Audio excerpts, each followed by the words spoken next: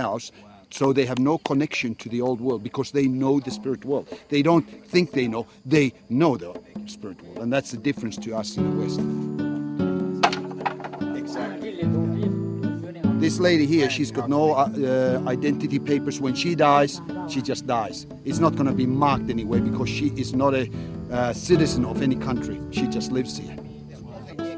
Because they develop giving instructions how to fix this house. For me, one of the most fascinating parts of a mission story is the way normal people are called and compelled to leave Australia behind and pour their lives into another people.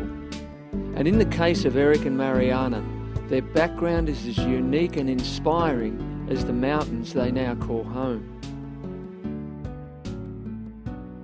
So I grew up my early childhood here in Thailand, and then we always have longer furloughs in Finland and then come back again.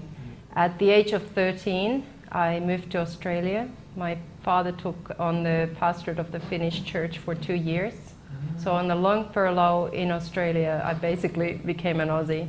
And my parents then returned back to Thailand to continue their missionary service, and I stayed in Australia to finish my schooling and did my uni degree. Brisbane. Okay. Yeah, in Brisbane. And that's where I met Eric. Eric was at the time also in the Finnish church. Also, although he was born in Sweden, but he knows Finnish also. Right. I was studying in the evenings, but I had a building business going, and so I was a builder. Yeah. So. And so, what? Fell madly in love, and. Well, Someone answer that. Yes, Well, that is definitely part of it. Oh, yeah. So. Well, because we were in a very small church, we got to know each other, you know. So it actually, we had friendship, and then it formed into we fell in love, and then that developed in that we got engaged and got married in Bangkok.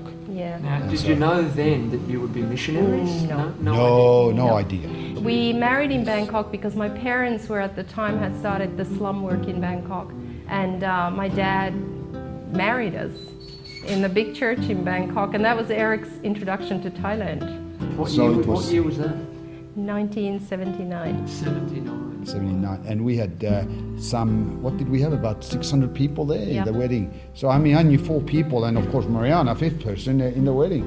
And so that was quite a shock to the system, but enjoyed every moment of it. So you did that, but then you went back home. We went back tried home. to live a normal life. Yeah, we tried to live a normal life, and I was a Christian, I was a believer, and I've never strayed away from God.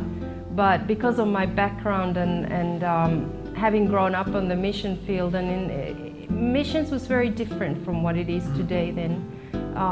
There was a lot of different kind of sacrifice happening then, where I knew that my dad had lost his first wife in Thailand, 4 kids had died in Thailand, and there had been a lot of hardship, a lot of pain had gone into the beginning of the work here in Thailand.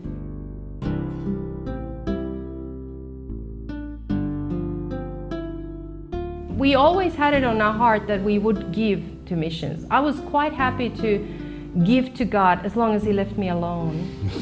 Buy my way out to freedom, so to speak. So I remember one day distinctly sitting in church. I was in the back row, frustrated, really frustrated. And I said to God, God, I'm through with this. Either you change her mind, or I ain't going anywhere. Something was beginning to happen inside me, and I just remember crying, bawling my eyes out in the car. It was like something was just happening inside me that I couldn't even explain.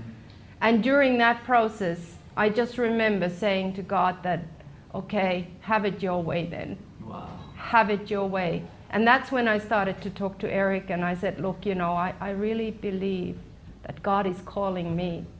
And I'm sure Thailand must have been mentioned in that context. I can't remember that. And I thought, his response was almost cold. He was like, oh, really? And I remember, Yeah. I remember Playing a game. I was just in agony, and I was repenting before God, and I said, I'm so sorry. Now he's not, he doesn't want to go anymore. Has he lost the call?